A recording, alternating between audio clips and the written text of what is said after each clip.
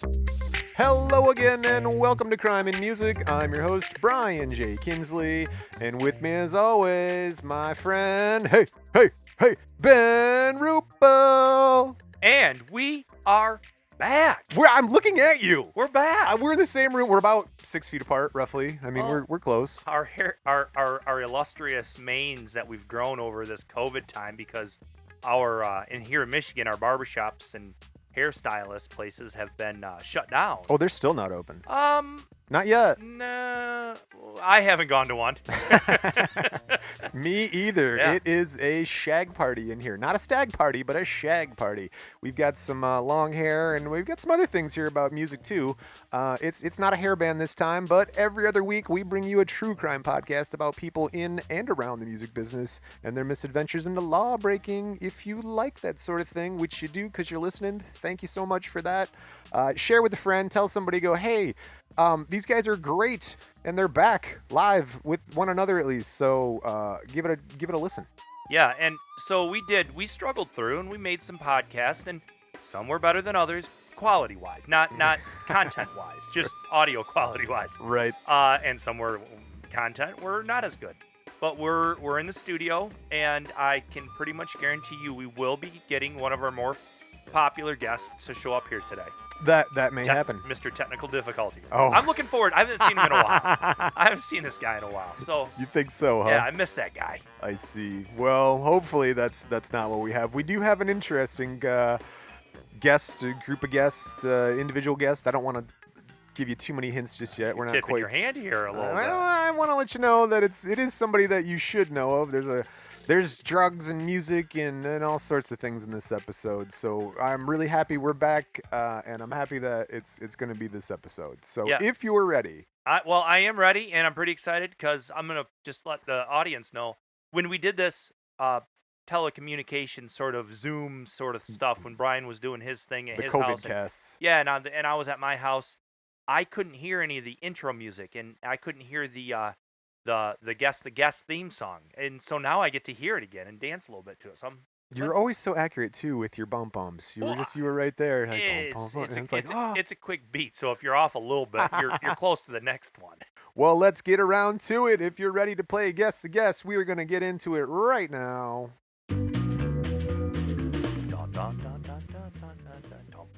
All right, I got to turn down way low because people are always like, your music is so loud and your voices are so quiet. Yeah, I've never, ever in my life. No one has ever Nobody's told us that. ever accused me of being quiet. Excuse me, sir, you're being too quiet. We're going to need you to louden up a little bit. Yeah, your voice is just so mousy. We'll get one of those cones like they give the dog. Like, no, don't lick, just a magnaphone. Like a megaphone. Megaphone, that's the like word. a cheerleader thing. Magnaphone, like I'm naming GoBots. All right, guess a guest. Sorry, we're burning your time here. GoBots. You only got a minute left. Couldn't afford Transformers. What are you? That's high price stuff. Guess a guess. Have you ever heard of Jacques Morali? Was he Sherlock Holmes' nemesis? No, that's Moriarty. Very good. Okay. Henri Belolo. Henri Belolo. Yep. No, but I'm thinking French dude. You're on to that. I would say Okay, Jacques okay. and Henri are French dudes. Here's an American, Victor Willis. No. Okay. So, No. those are three people. Those are three people. Have you heard of any of those three people? No, but two of them are French and one's a Yankee. Correct. Okay. I'm assuming this is a group, a band. It's a group. Okay. Yep. They were also known as Gypsy Lane. Gypsy Lane. Two French dudes and American guy. Oh, there's more guys than that. I Okay. was just naming a couple of the more prominent ones. Okay. No. Oh no. All right. You got to bring your own outfit. Village people? Oh my God! It's the Village People. How did he know? Well, the outfit thing, I guess. Dude. I didn't know the two of the Village People were French. They're not. We'll get there. The last hint, I guess, would be must have a mustache. Okay. So I don't know if that would have got to you. But 1977, formed in New York City by Jacques Morali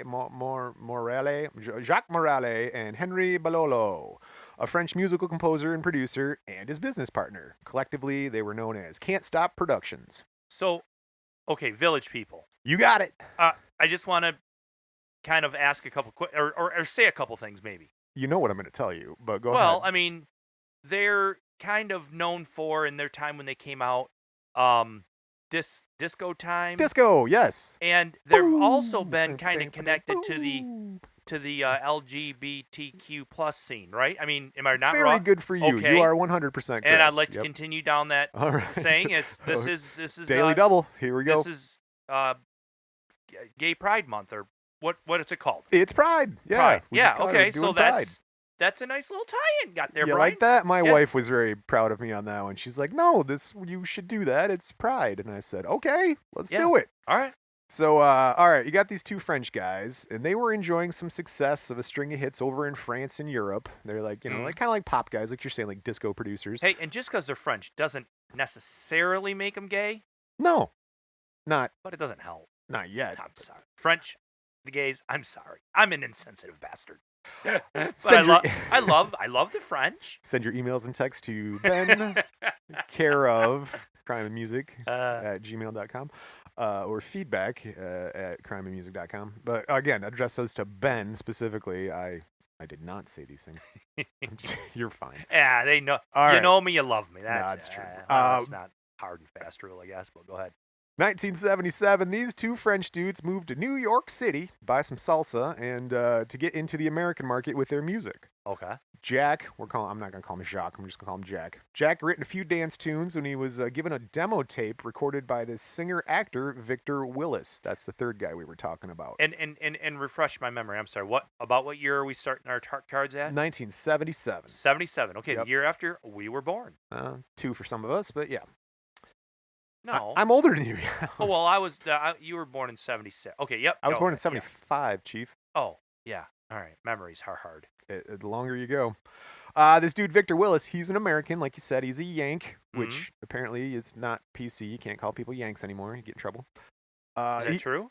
Yeah, there's a whole thing about a guy on the Canadian hockey team calling a guy on the European national hockey team a Euro, and he got fined and removed from the team for racial slurs and stuff like that because he called him a Euro. So if you call somebody a Yank, that can be, I don't know if that's PC, buddy. I don't know. Well, I mean, they still have the New York Yankees. That's true. But a Yankee and a Yank is different, It's okay. All right. Subtle differences, man. The waters are so tough to navigate sometimes. Oh, right? dude, you could be offended by anything nowadays. It's like sport. Like, can I be offended by this? I am. Hey, I got the ball. I don't even know, man. Yeah. Well, anyway, know. Let's go back to Willis. What you talking about? He is the son of a Baptist preacher, and he developed his singing skills in his father's church, as you would imagine. So, that happens a lot with our guests. Yep, absolutely. Church is a big mining ground for musical talent. So he trained and does acting and dance. He's also appeared in musicals and plays, including the original Broadway production of The Wiz, 1976. I'm the Wiz, and nobody beats me. Nobody beats him. No, that was a different Wiz. Ease on down the road. Don't you ease on down the road. What's that? Won't you carry nothing? Won't you be alone? Won't you ease on down the road? There's a Whiz by Michael Jackson. It's a takeoff The Wizard of Oz.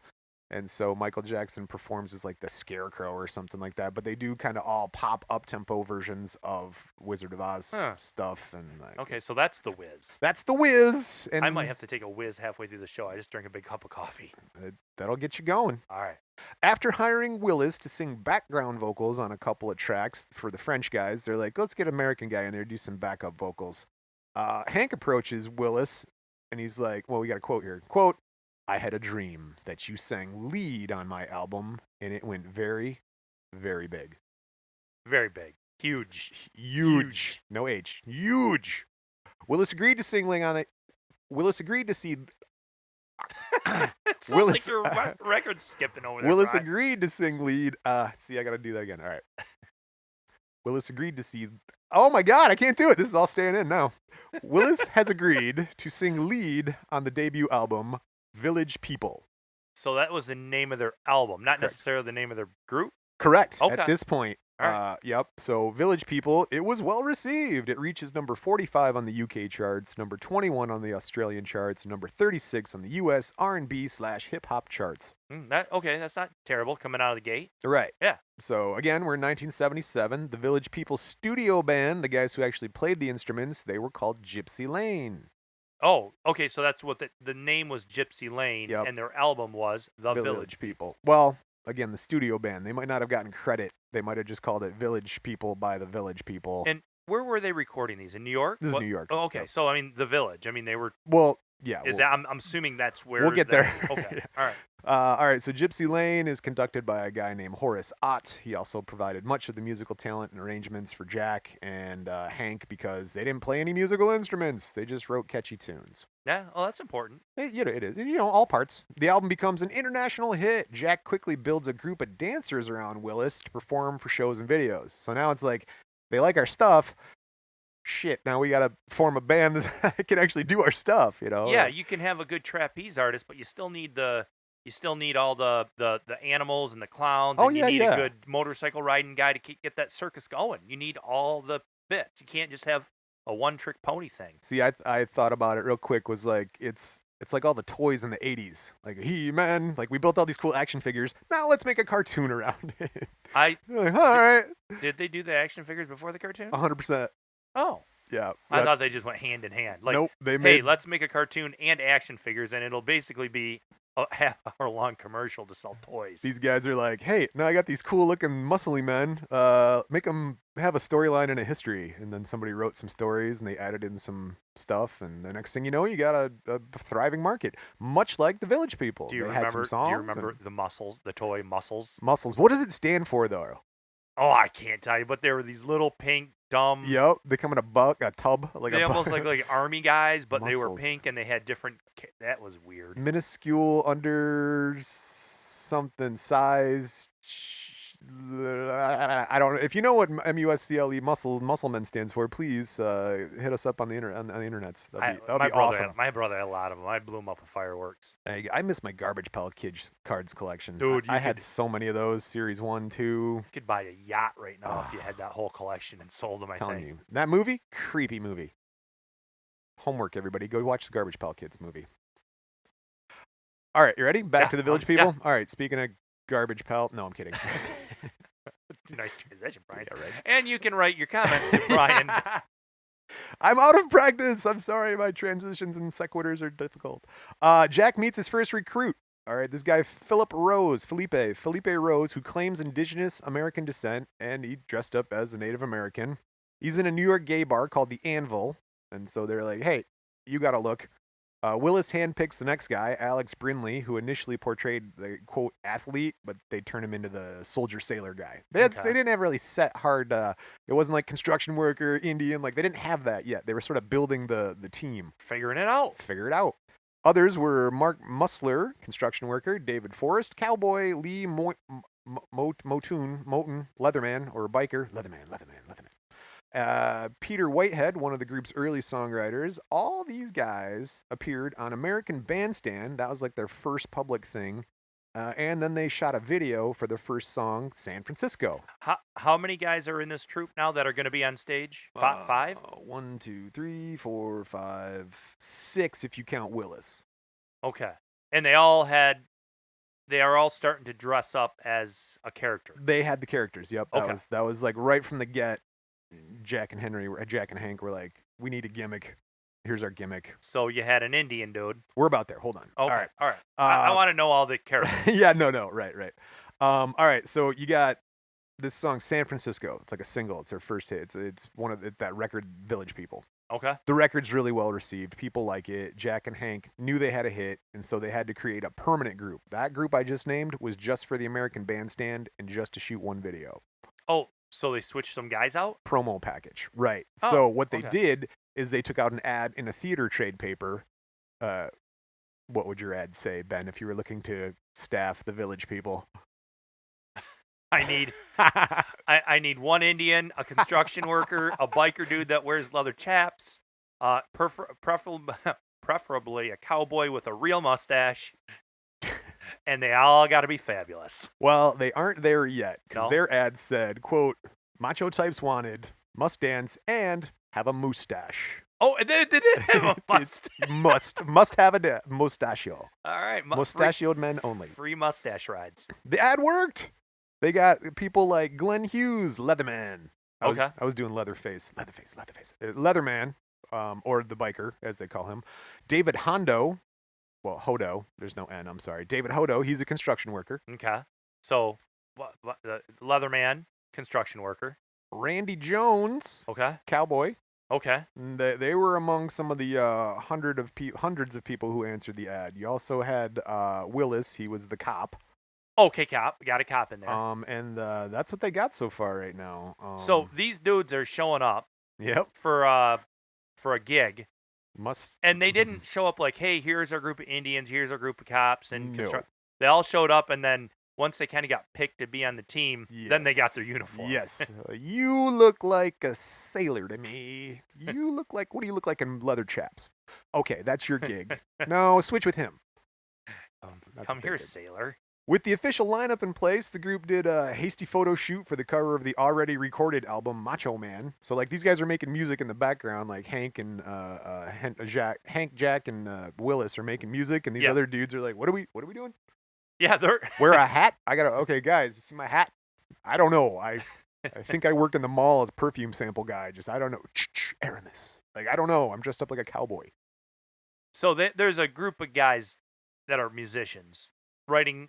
Gypsy songs. Lane. Yeah. Gypsy Lane's back there. And they got a bunch of dudes getting ready to go out on stage and perform. Singing and dancing. Stuff. Okay. Right. Okay. Yep. Okay. 1978. The hit single Macho Man catapulted the group to the mainstream, and then they followed it up with YMCA. I'm a macho man. Macho man. I've got to be a macho man. Those are the only two, I think, Village People songs I know, is YMCA and Macho Man. Yep. Then you know them because they were wildly successful hits. Yeah, they were huge. Well, I mean, they still play that annoying YMCA song at every wedding you ever go to. Oh, there's a whole thing with Trump rallies. We'll get there. What? Yep. 1979, though, it was so popular, the United States Navy considered using the Village People singles "In the Navy" in a television and radio recruiting campaign. They're like, dude, you guys got it. We need young, fit, mustachioed men. We need them too. Let's use your promo. Let's team up. Village People Navy, let's do it. And so the Village People said they would give the Navy permission to use their song if the Navy would help them form a music video for it. They're like, you can use our song, but we need to borrow your boat for a minute. We need some boats. The Navy gave them access to big, huge guns. Huge. They gave them access to the San Diego Naval Base and the USS Resner. Oh, Trent Reznor. Well, Resner. Okay. Reasoner? A boat. Whatever. It's a boat. FF-1063. It's a boat. And several aircraft, and they used the crew, also the actual seamen, in their video shoot with the Village People. Did you might cut out? What happened? No, I'm good. All right. The song also appeared on the TV show The Love Boat in 1995. I'm like a 10-year-old, all right? I'm just saying. Just go ahead. So the Village People were on The Love Boat in 1995 with the song In the Navy, and then they're in the Navy comedy they were in the TV show The Love Boat. That was in the 70s and 80s. The Love Boat. Exactly. How did Isaac learn to make all those drinks? And when did that guy get a break? He worked at every bar. He was at the Lido Deck bar. He was at the buffet bar. He's out at the pool bar. He's at the disco club bar. They had one bartender. The Lido what bar? The Lido Deck. You know more about the Love Boat than I do. Well, I don't think I was allowed to watch it, man. It's a little risky. I think it was. I'm Julie. I'll be your event coordinator. Like, what are you offering me? We're going to Fantasy Island. I don't know if this is for me and my wife. That show was freaky, dude. The reboot was even scarier. I don't know, man. All right. Speaking of scary things, no, I'm kidding. The group's fame peaked in 1979 with 3 months North American tours, several appearances on the Merv Griffin Show, American Bandstand. Dick Clark asked them to come do American Bandstand, and they performed with Bob Hope, entertaining the U.S. troops all around. So, this is blowing up pretty quick. They were featured on the cover of Rolling Stone, April 19th, 1979, volume 289. The cover. Yeah, this is now, they After formed... 2 years. 2 years. 2 years. In a band that didn't really exist with people who aren't really in the band. Yeah, it sounds like fun. Dude, it's kind of a neat marketing proposal. It's kind of like Kiss. Yeah. Yeah. Well, yes. But Kiss all dressed up the same. The band Yes? No. Oh. Right. No. Let's not talk about Yes. No on Yes. No, they Kiss, definitely a different kind of music. Oh, for sure. And they all play instruments. Yes. And they all dressed, I know they had their individual outfits and looks, but they were all Leatherman. Leatherman. Yes, they were. The Leatherman, Spaceman, Demon, they had it all. All right. You're good? Uh-oh, Brian's fiddling through I'm his out of cards! No, I'm trying to find a break spot. Oh, okay. All right. It is August 1979, and Willis leads the group. What you talking about? Yeah, man. He had some production of upcoming musical movies called Discoland, where the music never ends. Okay. And so he's like, well, I'm going to go do bigger. I'm going to be a movie star now and sing and dance in movies. How'd that work out for that guy? Yeah, we'll get there. Okay. He's replaced by a guy named Ray Simpson, the brother of Valerie Simpson of Ashford and Simpson. That was a band in the 70s. Nobody cares. Yeah, well, Okay. Ray and Ashley do. Yeah. They previously sung background vocals with the group on their 1979 tour, so it's like one of the extras that they picked up. They're like, hey, we need you, bring him back in. So at the end of 1979, they see the release of an album called Live and Sleazy. It's a double album featuring Victor Willis on lead vocals on the live disc, and then Simpson, he debuts with the group on the Sleazy studio album. So Oh, so they named him Live and okay. Live and Sleazy. That's nice. That's nice marketing ploying. It's funny. That's something. All right. 1980, June. The feature film, now retitled Can't Stop the Music, is released.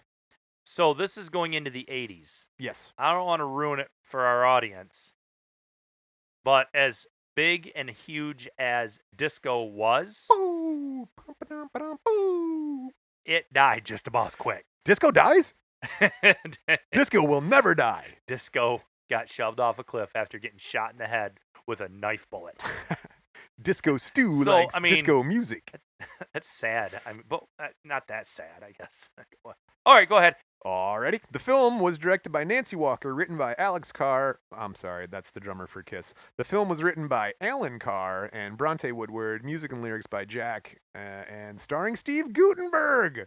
Oh, The Fly. There you go. And Bruce Jenner, Caitlin. That's how it was written on the card. I did not misgender someone. I miss that guy. Bruce Caitlin Jenner. By the time it was released, disco's popularity had tanked, as you had alluded to. So a movie about disco and sort of the village people behind the scenes disco. They started production at the peak of disco, and by the time it got off the edit room floor, Yep. Disco's gone. I am a heavy investor in DVD Plus, so that's like the next level of DVDs. I think there's not going to be anything better than that. No, going to come out. that so should do it. We're going to move everything to DVD Plus, and I hear Laserdisc is coming back. Yeah, so right. We should transfer. Adam still got a bunch. Those things are huge. I was gonna say it's like if you don't know what a Laserdisc is, it looks like an old '78 record, like CD that size. It's a huge. Picture a shiny. quarter-inch thick piece of plexiglass, Oh my God. round, about the size of an album. Yep. That looks like a compact disc, but it's usually on both sides. Yeah, double-sided giant CD. Yeah, and they're heavy, they're big, they're huge. If you don't know what a CD is, I can't help you.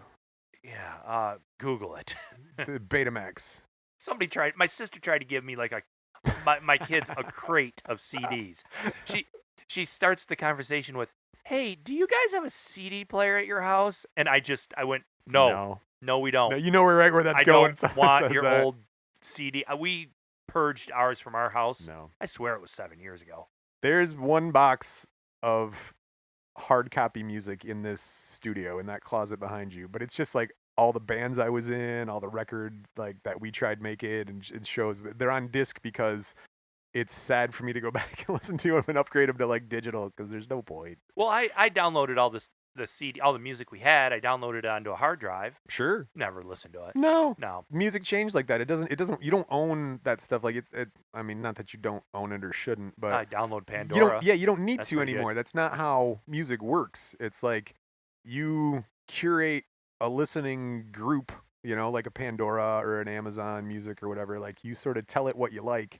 You don't fill it with specific stuff. I don't know. Dude, I've been listening to Rush albums lately because that's what was on my Pandora. It's like, we think you might like this. Huh. Like, you are correct, I do. And so I listened to that Rush Live from Rio like 3-4 times this week driving to work. It was awesome. All right, folks, everybody say a little prayer for Brian. The pandemic's hit him Oh, yeah. a little hard here. He's listening to Rush now. Well, Ben apparently has celebrated Rush Day on his own. I mean, so. I didn't celebrate it this year. I thought I saw pictures of you on the socials. I think somebody might have put. All right. Yeah, trying to Proceed. squeeze us all out of your personal holiday. All right, 1991. Speaking of razzing people, March 81, the Golden Raspberry Awards come out. And the movie we were just talking about, that Can't Stop the Music, about disco, They won? they did win for Wow. Worst Picture and Worst Screenplay. And they were nominated in almost all the other categories. These poor guys. Yeah. So, although title song became a club hit and a moderate radio hit, it was nominated for the Worst Original Song Razzie. And What was the song? the song? You know what? I don't know. Can't Stop the Music, I think. Okay. Can't I stop, can't stop the music. That's Justin Timberlake, but whatever. that's probably it. Didn't live up to sales expectations. It never attained gold status as an album or a single. So the soundtrack also featured the talents of David London, who under his real name, Dennis Fergie Fredrickson, became the lead singer of Toto. Oh, really? So one of the guys from Toto branched off from the Village People and Okay. started Toto. So I mean, he Little didn't history there. just crash and burn. He found another little ship and took off a little bit. Correct. All right. The group appears in the November 22nd, 1980 episode of The Love Boat, Season 4, Episode 7. So they're on the Love Boat again. Oh, the Village People went back to the boat? Yep. Okay. Village People on the boat. Willis rejoined the group briefly in late 1981 for writing and recording the album Fox on the Box. Fox on the Box. Is that a kid's book? Hop on Pop.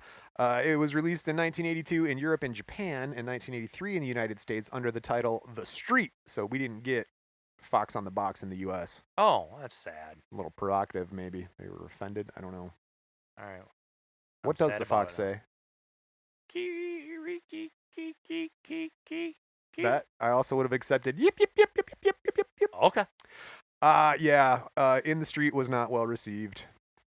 Their next album, the 1985 dance high energy release, Sex Over the Phone, was also not well received. But it fared better in sales and club play than the last Renaissance album did. Well, I wonder if they couldn't knock that label off them of a disco troupe. Yeah. That's what I was just looking at the car. I'm like, it says 1983, 1985, and you're trying to sell disco. Yeah, because that's when like I don't know, more man. well Van Halen, bubblegum 1984. pop, yeah, and some of the big hair bands started coming through. Yep. And the Madonna stuff and. Well, Sex Over the Phone was released as a single, but it was banned in the BBC because of its subject matter, credit card phone sex. Oh, really? Yeah. The 1-900 numbers. 1-900, too lonely. Thought I'd call you. That's a local guy you'll never hear of, David Wells. God bless, buddy. Wrote a song called about phone sex. He's like, talking to the phone sex operator. She makes me feel good. Anyway, it's hilarious. That's local music, everybody. Go listen to local music. It's great. Though banned in the U.S., it did peak at number 59 on the UK singles charts. So it was banned in the U.S., not in the U.K. No, it was banned in BBC, British Broadcasting Company. That's the U.K. BBC, yes. That's what I'm talking about. Okay. So where was the song banned at? What in country? the UK? That's what I said. The BBC, the British Broadcasting Company, has no authority over U.S. charts and. But and the U.S. plays. They played it in the U.S. quite a bit. No, they didn't play it quite a bit because it was titled "The Street." Remember, we couldn't handle Fox on a Box. Oh, okay. And so, actually, you know what? I think we got that mixed up. Sex Over the Phone was not well received. That was in the U.S. too. Okay, so yeah, you can have Sex Over the Phone as your album, but not Fox on the Box. Maybe that has a meaning I'm unaware of. It's like a European thing with like that. We call it peace sign. Europeans are like, oh my God. Yeah, yeah, there's a double entendre. I like that word. That's French. The album featured yet another new lead singer, Ray Stevens. I guess they call him the Streak. Huh. Fastest thing on two. What? Different Ray Stevens. Okay. That's weird. There's an audience to be found. He'll be streaking it round, inviting public critique. That's not Ray Stevens. Like Darius Rucker went from one thing to now he's country, you know? No, this is the Ray Stevens from the Great Space Coaster fame.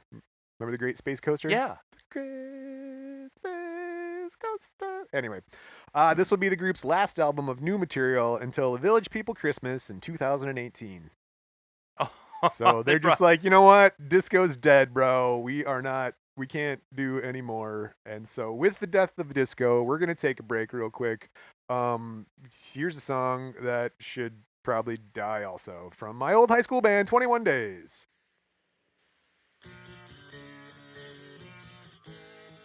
You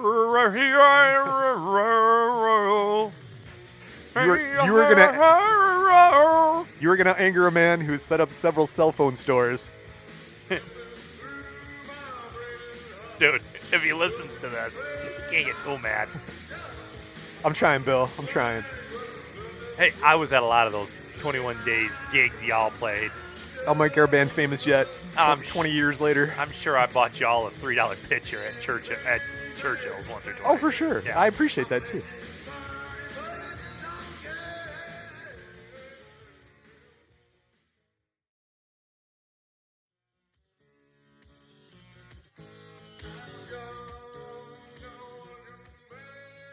And we're back. 1985, we're talking about the Village People. In 1985, they were still kicking a little bit. 1985, the group takes a hiatus. Okay, in 1985, they officially quit. But they return in 1987 with the lineup of Randy Jones, David Hodo, Felipe Rose, Glenn Hughes, Alex Brindley, and Ray Simpson, and formed the Six of Us Limited, a group that manages the affairs and the group, the Village People, and they had license to use the name the Village People in its characters. So basically, they're setting up like a Blue Man Group. Like, you can be a licensed Village person if we license you, and then you can go do shows. And So it's like a touring group. Yeah, they can. They're licensed. It's franchise. There you go. All right. Right, but it's a franchise of one. Just you might be on the rotation. Like you might be cop number 4, and you might get called up to do the Vegas show. You know, like, oh, I can't do Vegas that week. I'm doing something else. Like, all right, we'll call cop number 3. And then So he'll people fill in. didn't care who was putting on the cop uniform. Well, the cop uniform is Willis, and that's important. We'll get there in a minute. They just wanted some mustachioed dude up there sweating on stage. Now, speaking of mustachioed, sweaty people, Sydney, Australia, September 22nd, 1991, the Village People perform in front of 41,815 people as part of the pregame entertainment for the New South Wales Rugby League Grand Final held at Sydney Football Stadium. I swear to God, I was going to make a joke and say, what sports team were they coming in for? New South Wales Rugby League. Yeah. Rugby's huge over there. A lot of mustache guys in rugby. I don't know that. I but, don't either. I don't know. That was there's a question. a lot of mustached women in rugby. I've met some of them. No, rugby's Sorry, cool. Diane. No, I enjoy watching rugby. I learned a couple of the rules watching it, and it's where they make the touchdown or whatever they call it. Yeah. Wherever they put the football, whatever they call that, on the ground is then where they have to kick the ball from to get it through the uprights or something. I thought that was a neat idea. That's a neat one. Yeah, so you want to try to get as centered as you can in the field. Yeah. So you might even sort of get your touchdown, but you don't get the actual points until the ball touches the ground. I'm sure. I hope we get some rugby fans to call up and tell me how stupid I am. That'd be great. I'm betting you that's going to happen. All right. Yeah. No, I like rugby for the fact that I guess studies have shown it's safer than American football because of the pads. I If think you take away the pads, then you're like, oh, I'm hurt. I should not go back out there. Or, oh, I have a concussion. Well, I think the pads give you a false sense of security. Exactly. And so you'll run as fast as you can. And another dude that's running as fast as he can. Dude. And where rugby, there's a sort of mutual respect on the other guy running at you. You're like, all right, slow down a little bit. Don't hit me too hard. All right, I won't hit you too hard either. This might hurt, so I'm going to back it off just a little. And they tackle differently. They don't lead with their cranium. Head down, baby. Hit the numbers. Whatever. Get out there and die for me. Speaking of famous footballers in America, there was a guy who played for Polk High. His name was Al Bundy, and the group made a guest appearance on the show Married with Children. Did they really? They were in the episode Take My Wife, Please. Please. Yeah. Al, what was his name for actor's name? Ed O'Neill. Yes, he did quite a few things after that. He was the head quarterback before Terry Bradshaw. And he was actually picked up on the Steelers, but he was like, I don't want to do this. And so he left the hole in the fourth quarterback or third string quarterback string for Bradshaw. So that's why Terry Bradshaw is a famous NFLer because of Ed O'Neill. Facts. I mean, yeah. But the two kids, Bud and Christina Applegate? Yeah, she did a little bit. She's famous. She's that one. She's on a Netflix show now that you should watch. Dead to Me or something like that? I think you said famous, Brian. But Peg Bundy did a ton of, is still doing. You're just a Futurama fan. Oh, well, she did the Sons of Anarchy. Oh yeah, you're right. Yeah, I mean, that's I a didn't watch thing. that one. She did some other thing. Yeah, no.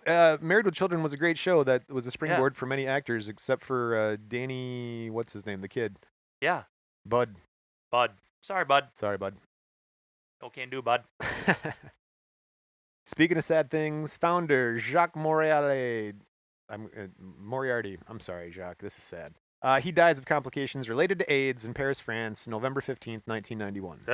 Yeah. That was when the AIDS was really new on the scene. Well, not new. That was the pandemic. It wasn't of the time. Kind of, yes, but it wasn't new then. But there was still very unknown of anything about how it worked or how you got it or where you didn't know what to do about it. Yep, it was a thing, and there was a lot of people that were doing the AIDS walk, wearing the AIDS ribbon, doing concerts, big shows. Who's not wearing the ribbon? Who don't know what to wear the ribbon? February 15th, 1997. Victor George. For the ribbon? Victor George is looking for the ribbon because he's All arrested wearing the ribbon? on robbery and drug charges. Oh, okay. We got a little crime in here. There we go. Yeah, half the show, and now we're there. All right. So remember, Victor Willis, the lead singer.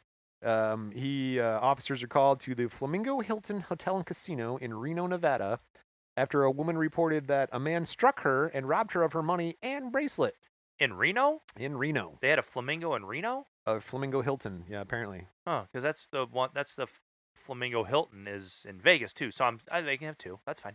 They're casinos. They like to spread them around. They call them the same. Okay, that's fine with me. I'm good with that. All right. Police went to Willis's room. They found the woman's belongings, along with a sad collection of leather chaps and police helmets, as well as 45 grams of rock cocaine. Rock cocaine, the good stuff. Yeah. Willis is arrested for investigation of robbery, possession of a controlled substance, and trafficking in a controlled substance. So he must have had a lot of it. Well, 45 grams. I don't know. Metric, whatever. Yeah, I was really hoping you would know that. I don't know. I don't know how to do metric. What do you I see some of those European recipes for like bread. It's like, add 200 grams of hard flour. I'm like, what? Dude, my kids ask me why we still use imperial, foots, feet, and yards, and inches. Us and Angola got to keep it going. Over metric. I can't explain it to them. Because base 12 is a much superior, unless you're talking about time, than base 6 is, I don't know, kids. Dude. We're arrogant Americans. I don't know. It comes down to like, tell me what to do. I mean, isn't it? It's true. If anybody had a lick of sense, they could just rule this country away. Yeah. By just telling us what exactly the opposite they want us to do, and we'll do it. Don't tell people what you're going to do. Tell people who they hate, and you'll be fine. Right. You'll be in charge of everything. Don't tell me what to do. I want to measure everything in a furlong, damn it. That's right. Get some crow pogs. How many hands tall is that horse? I'm not changing my horse measurements. It gets 17 hectares per picoliter. What? Put it in H. Willis, who is listed his current occupation as writer, was sent to jail Saturday afternoon, but he was out. Nope, he wasn't out. Says he was unable to post his $16,500 bail, so he sat in jail for the weekend. For $16,000, that's a big bail. He's got a lot of money. Well, I mean, why is he robbing little old ladies in Reno? No, you're right. Maybe Jacques and Henri were screwing him out of the money so far. I don't know. I mean, I know. Out of the money, yeah. Probably. You don't know, but I know. At the beginning of the 21st century, the Village People released 2 singles, Gun Balanya, 2000, and Love Ship 2001 in 2001. Really stuck in that boat thing, aren't they? Yeah. Since the Navy let them come on and hang out on the USS Rasputin or whatever it was called. Reasoner. Let's not get stuck on that name. It was reported in 2001 that the Gun Balanya, which was recorded with indigenous Australian people, took its title from the word meaning in the tribe, and though it is in fact the name of an Aboriginal settlement. Oh, okay. Did you saw some Aboriginal settlements in Australia? Did you not? Drove through they had Aboriginal towns. A lot of them were, like the government would give them a town or whatever, and that's where the Aboriginals would live. Did you go to Gun Balanya? Oh, I can't. No, I don't think so. Gun Balaya? I didn't go to every town in Australia. Well, go down there to go to Gun Balaya and talk to the Aboriginals, and they'll tell you about Australia. No, but I did listen to a dude, street performer. Street in preacher. Sydney playing the didgeridoo. Oh, nice. And I was mesmerized. This dude was, I mean, full on Aboriginal. Just think of exactly the most like steeped in any thought you have of what an Aboriginal in Australia would look like. That's what this dude looked like. He's sitting. Holding a didgeridoo. Yeah, he's sitting on the ground, kind of, with his legs crossed, playing the didgeridoo. Crisscross applesauce. Yeah, he had it like stretched out over his feet, and it just went on and on and on and on and on. I'm like, I gotta get one of these. You got one. I remember this now. That's right. So I went to the next store that sold them, and believe me, there were plenty of them. Tourist trapped. 100%. And I said, I didn't care how much it cost. I said, I want that one. It was the biggest one they had. I want that one, and I want you to wrap it up and ship it to my house. I remember receiving it. Yeah, I think this thing cost like $200, and it was basically a hollowed out stick. I don't care. I still got it. It's we used to make them out of like $6 pieces of PVC, and then you just sort of melt it over a bonfire so it gets that wood curvy look a little bit to it. Oh, yeah, I still got it. I can make the noise. I can't do the circular breathing. What is the trick to the didgeridoo, Ben? You taught me. I remembered ever since. Do you remember what you said? It's almost like the way you play a trumpet. The orifice on a trumpet, you got to kind of go. Kind of. Yeah, you purse your lips and blow. But what you told me when the didgeridoo was there is like, you got to do it like you're doing a horse. Like a horse. Then you stuck your face inside of that tube and it went like for like a second, and then you went I'm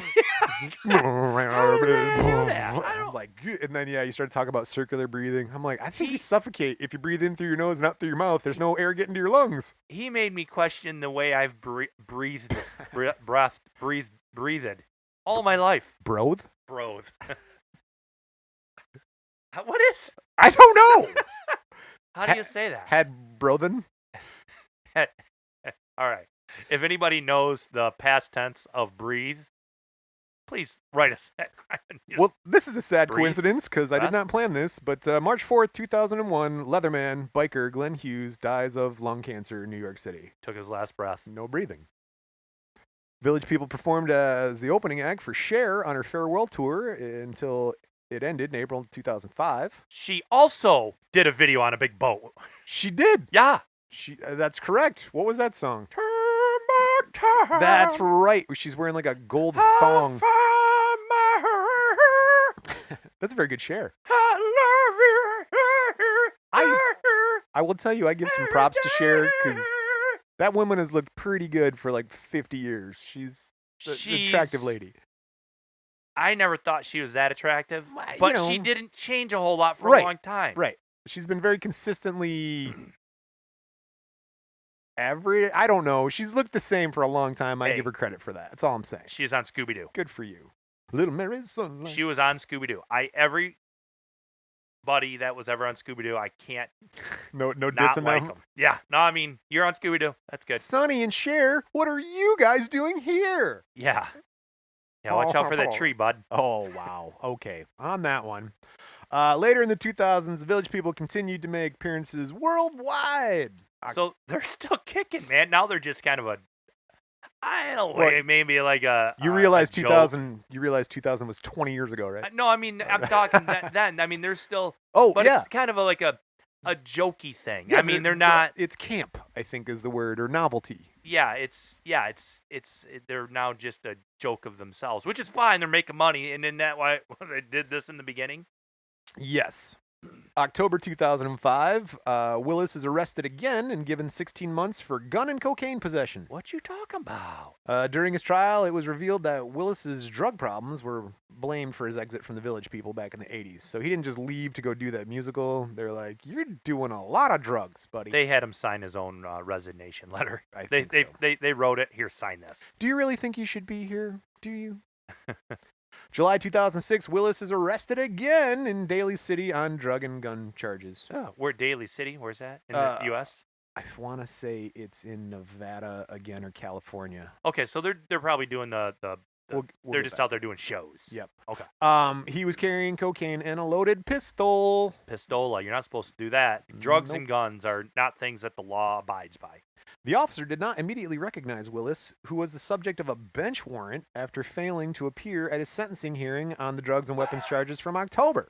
It's weird to cough now these days. I'm just saying. They didn't know who. Yeah, people look at you all weird, like, huh, Oh, I can't. I know. who did that? I will run out of a store, leave my shopping cart behind, full of groceries, and just bolt out and go around the corner and then hack up my lung because I'm You're conscientious. I'm a cough friendly. I just kind of have to clear my. Brian still hasn't got me a cough button on this thing, so The upgrades are coming. This is version 1. yeah. So phase 2 is coming in. We're like the Marvel universe. We're spec'd out to like 2040. but though this little apparatus you got in front of the microphone, the screen, the shield. Yeah, the pop filter. That's good. That's I felt like COVID. this would be safe for us because we have pop filters in front of us, microphones. We're roughly, call it 6 feet. I don't know, 4 feet, whatever. Sure. We're Hollywood 6 feet apart. And yeah, we opened up the room more. There's no more giant curtains blocking in all the airflow. There's a window open. There's a fan going. I'm trying. And we don't think we're sick. We've been doing all the right things. It's true. Now, I will tell you, when COVID started, I actually got an office job. And so I about suffocated yesterday trying not to cough at work. Because it's just me and one other dude in the office who sits literally 6 cubicles away from me. And he's like, that's right. And I'm like, oh, bless you. And then I was all, just trying to like keep it in. And I was like going for my elbow. I'm like, no, don't do taking drinks of water. I'm like, I'm fine. Because I don't want him to think I have the COVID. He sends me home. And do you have a time for one of my more recent COVID stories that's kind of funny? Oh, let's do it. Okay, so sidebar, everybody. Sidebar, yes, we haven't had sidebar in a while. We will be talking about sidebar the names that shall not be mentioned. Oh, whoa! I don't know. We can do that. Okay, so I take at our house we've been following all the guidelines, taking precautions, wearing the face masks. Good. Staying home when we can, doing big shopping trips still, so we don't have to go to the grocery store a billion times a week. Doing all what they say. Doing stuff, not following the Michigan rules. Yeah, trying to be good and live my life, and yeah, we're also trying to get our kids. I have 3 kids. They got to have a little social interaction, just for their mental health. Get the hell out of my house, kids. So my little guy is friends with the son of the name that shall not be mentioned, and so. And they've been very, very locked down. Oh God, I can only imagine. So they're very locked down. They have some, parents that they're in normal contact with, helping out for, their older parents are a little older and need. Oh yeah, okay. They would rather distance themselves from many people and be able to go see their parents and help. And when they're with their parents, they're wearing their face mask and everything. So they're a little bit deeper still inside the COVID cave than maybe we are. Nice. That's fine. COVID cave, like it. Great. So they're like, hey, let's have a little play date for the boys.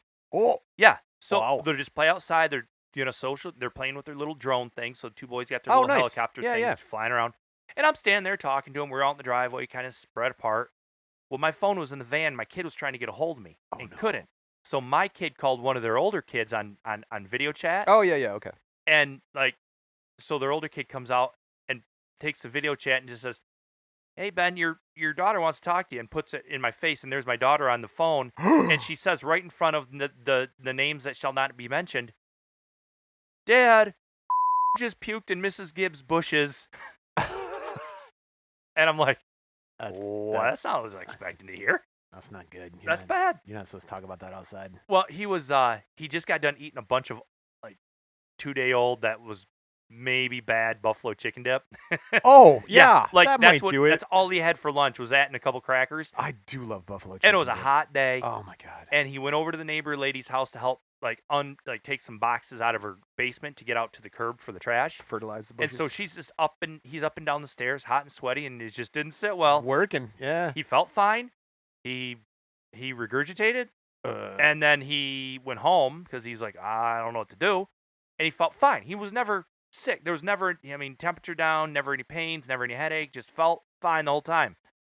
But when that call came through to some folks that were still a little deep in the COVID hole, the COVID cave, I was like, I don't even know what to do.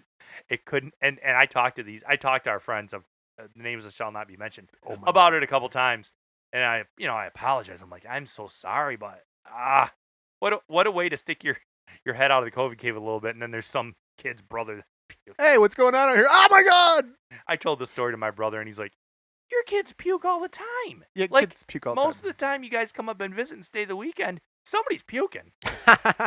Even your wife once. That's what I do when I go visit your brother too. I guarantee you, I'll probably puke. You know how he feels about puking. Yeah. He and Yeah. I have bonded many decades ago Yeah, on and that. that can be saved for another sidebar story one day. I think we've told the chili puke off. Got a killer at chili recipe. Yeah. at the, Hey, Cub Navy Scout camp, beans, yeah. Nick. Navy beans. All right, well that was one of my more recent. I don't know if it's a funny story or a long story. Or It was bad an story. interaction. It was a All right. sidebar. It We was call- a sidebar. We call it content here at the Crime and Music. That's what we live for. All right. Well, speaking of content and not knowing what to do, the cops didn't know who Willis was until they fingerprinted him. Okay. So a quote from the San Diego Police Sergeant Jim Shore, quote, "Our officers recognized him. We knew we had the cop from the Village People." Liar. How big fan of Village People there, Officer Jim? Which is fine.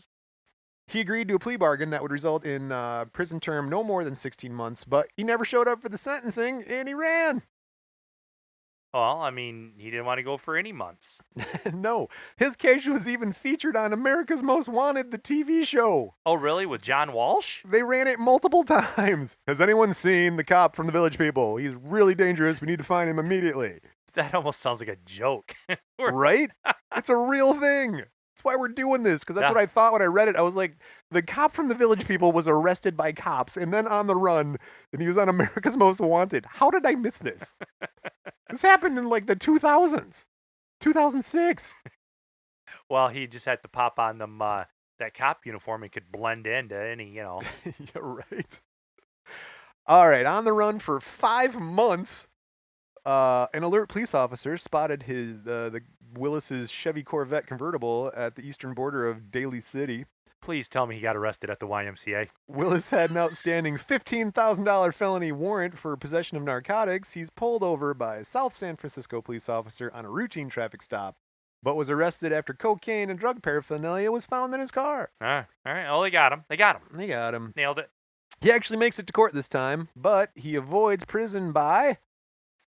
Singing a song with the judge's name in it. Oh, warden, let me out of jail. No, he goes to rehab. He's given probation and ordered into rehab at the Betty Ford Clinic. Going to Betty Ford. Yep. All right. Quote from Willis about the situation, quote, "The nightmare of drug abuse is being lifted from my life.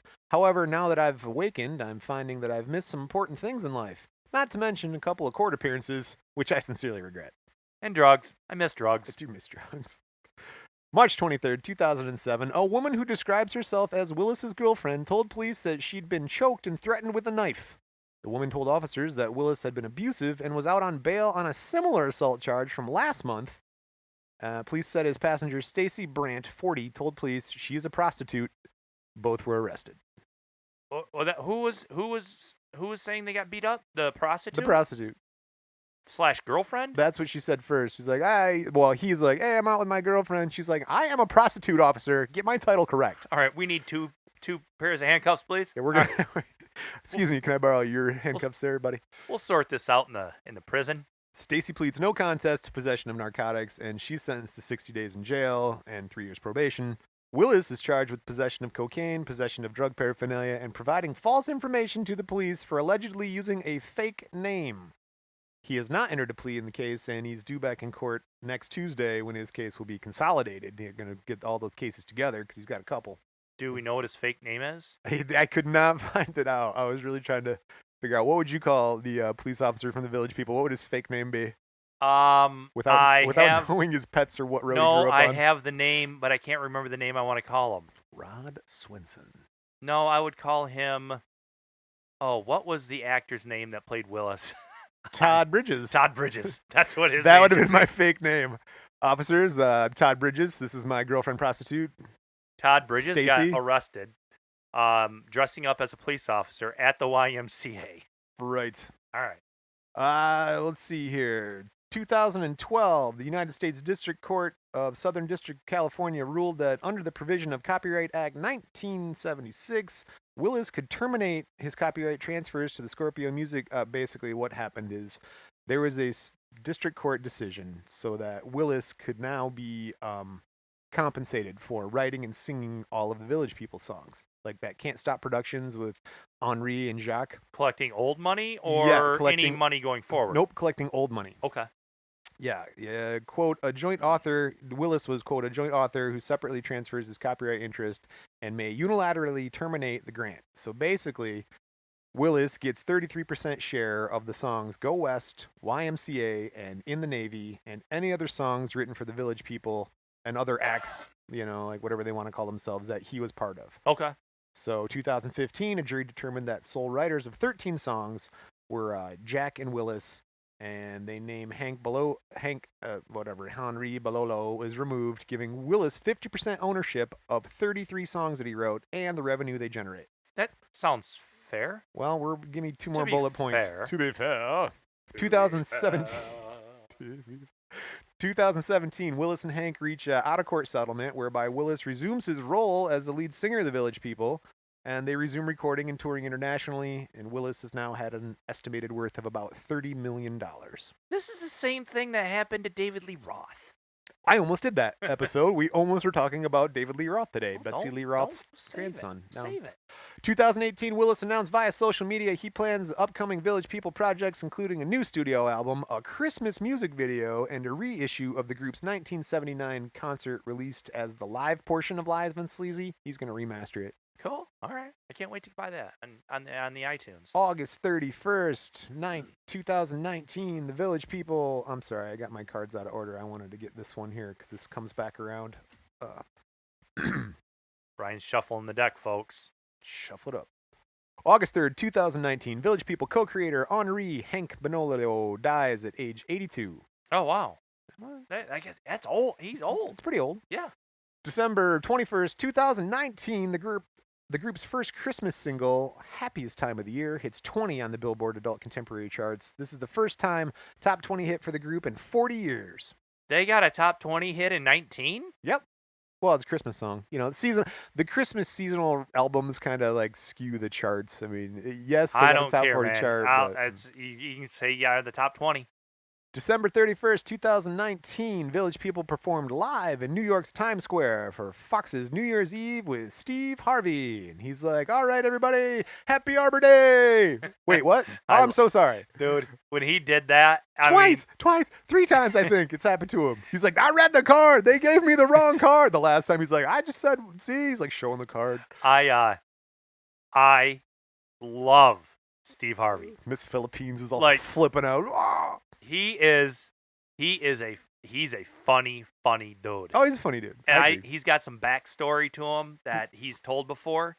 It's amazing. Oh yeah. And he seems super genuine when he's talking to people and being funny. I think when you see Steve Harvey, whether it's on stage or on a TV show or what have you, that's Steve Harvey. I think that's Steve Harvey. Guy. I like that dude. All right. Props for Steve Harvey. All right. There's my love affair with Steve Harvey. All right. Well, at this New Year's Eve show in Times Square in New York City, they broke the world record for attendees doing the YMCA dance. Man, these guys are back on fire. They previously the former record holders were another group of Village People touring around doing the YMCA. I'm glad somebody's sitting there counting. They got the record from themselves. We gotta have that, documented in history. That's very important. Remember I told you about campaign rallies? Right up there with the Magna Carta. June 9th, 2020, Victor Willis orders Donald Trump to not use Village People music at his rallies. In particular, the songs Macho Man and YMCA. Oh, he was using them in the rallies, huh? Yes, he was. Because he is a macho man, well, of I course. get the Macho Man one, but what about the YMCA? Everybody loves the YMCA. Why? I guess I'm asking from maybe the Trump side. Why pick that song? I don't know. The Macho Man song. I can see Republicans dancing along, that being a hip group song. I know this one. YMCA. Young Men's Christmas Catholic organization. That's why, because that's like Christian or Catholic or something in the name. That's why the Republicans like it. Big song back in the day that was totally misunderstood and used in rallies back then was "Born in the USA." All right. If you listen to the words in that song, it's not necessarily proud of Huh. being born in the USA. It's kind of a commentary on our problems in the United States. I never And I can't thought about remember that. what president was using it as in his rallies and as his get pumped up music. But back when that song came out, Bush or Clinton? no, it was a Republican. I think it must have been Bush then. I don't know. But I Bush or remember it Reagan? was they were kind of like um listen to the words, dude. That's not, flattering. It's kind of pulling out some of our social injustice and putting it into a song with a catchy tune. That's like what's his name? Billy Idol in White Wedding. People always play that at the wedding, but that was a song about him trying to talk his little sister out of getting married too young. Same thing. Like you Yeah, listen to the words, you're like, oh, he's not for marriage. Okay. So Listen to the words, people. That's what we're saying. we have "Born in the USA" at Adams on the turntables. Oh yeah. Yeah, we got the old album on there. It's over there. I got a Springsteen album. Record player's coming. Spoiled the got surprise. his backsides on the album cover. Oh yeah, the Jeans with jean. like a red rag hanging out the back. As I recall, that was one of your Halloween costumes when you were Bruce Springsteen. I was. Yeah. Jeans and a white T-shirt and a guitar strapped around my back. Much like you dressing up as the cowboy from the Village People, there have been 23 different villagers in the Village People over the years, and 9 temporary stand-in people. You hold on. You mean there's 23 different outfits? No, Oh. there have been 23 different individuals who have worn those outfits. It's got to get a little ripe. Who's the last guy in the freaking construction worker outfit? Gee, it's like he actually did construction work in this. It's all sticky. Stick. Liquid nail. So did they keep the same like 6? Yeah. No, yeah, the costumes are they leveled that out around early 80s, late 70s, right. construction worker, cop, sailor. All right, they found the Leatherman. right mix. Yeah. Okay. Well, they were all sort of based off of particular fantasies. Like You'll tell me more about that later, Brian. images. I will. Fun fact, both Madonna and Michael Jackson have performed as opening acts for the Village People. Oh, really? How about that? Michael Jackson? Well, the 70s, man. Get way back. Well, no, but I mean, Michael Jackson was with the Jackson 5 to begin with, and then he kind of went on his own. Right. But he didn't hit his own solo stardom until early, 80, 83, somewhere like that. Okay. So he had a couple years, 75 to 80, where Where- he was working as an opener. To do whatever he could to get his. Yep. So there's an old video, and I love this video. When the first time Michael Jackson did the moonwalk, it was, I believe, at some awards. Yep. The Grammys, the Emmys, the Oscars, something, whatever. You are correct. He was out there Something doing like his song, singing doing his dancings and whatnot. And he did that. And the looks on some of the people's face, like, how'd that guy just do that? I believe he does it to Billie Jean. Billie Jean. And he's like, oh, sliding backward. Like, whoa. Yeah, he was that dude has some moves. All right. Just ask Macaulay Culkin. Wow. Macaulay has nothing bad to say about Michael Jackson. Corey Haim the other way, like he's making a whole documentary, like 4D animation that'll explain it. Whatever Corey Haim can do these days, I guess, right? We're talking about him. All right, here is a fun fact of the show, I think, for Ben. What was the other Corey's name? Feldman. Okay. From 1978 to 1982, Victor Willis was married to actress Felicia Ayers Allen, now known as Felicia Rashad, whom you may have known as Claire Huxtable on The Cosby Show. Oh, Word. married to her, huh? Yep, for 10-ish years or so. Okay. And then in 19... Who didn't love The Cosby Show? Man. Nope. In 2007, he gets married a second time to his wife, Karen. She's a lawyer and an entertainment executive. She's the one who helps him with the lawsuit against Can't Stop Productions, gets him all the mill. So, yeah. Contrary to popular belief, the police officer from the Village People is married to a lady, or many ladies. Do you think Bill Cosby would vote for Joe Biden? I don't know. Like, I mean, Bill Cosby's got to be sitting there just going, what the hell? He's going to be president. I'm in jail. I don't know. Damn it. Well, speaking of being shocked and dismayed, we have a quote from the Village People, as we do at the end of a show. A communal quote? It is a communal quote. Okay. It was credited to the Village People. The Village People. Quote, we are deeply dismayed by today's announcement from the YMCA that they feel a name change and rebranding are in order after 166 years. Some things remain iconic, and while we admire the organization for the work they do, we still can't help but wonder why. I get it. Why? What did they rebrand themselves? The Village People, yeah, that's when the YMCA was trying to turn themselves into the Y. Like, I'm gonna go down to the Y. And so they were trying to drop the MC and the A. Well, Drop an MCA. But was that a byproduct of the Village People? No, or that was was it a they were just- byproduct of we need to cast a larger net? We can't have Yeah. young men Christians. Right. Those are what we're looking for here. Yep, they were dropping the MCA, and the Village People were just like, "Hey, we'll jump on top of that one. You don't like us being called the YMCA and singing about it?" Did you ever hang out at the So- YMCA, Brian? No, been there like honestly a half a dozen times in my life. The ones around Flint or wherever. So we had a couple of school lock-ins, and then maybe a swimming class when I was real little. But I have many stories about the YMCA. Nah, we had a big pool and a big yard. I didn't go there. When I was a very young child, when you would maybe take your first couple swimming class lessons. Yeah, that's what I remember. My dad took me to the YMCA and took swimming lessons there. Whatever. We get done. You go into the locker rooms, put your clothes on and take your swim trunks off, rinse off real quick. And I just remember like old naked men walking around the locker room. Oh yeah.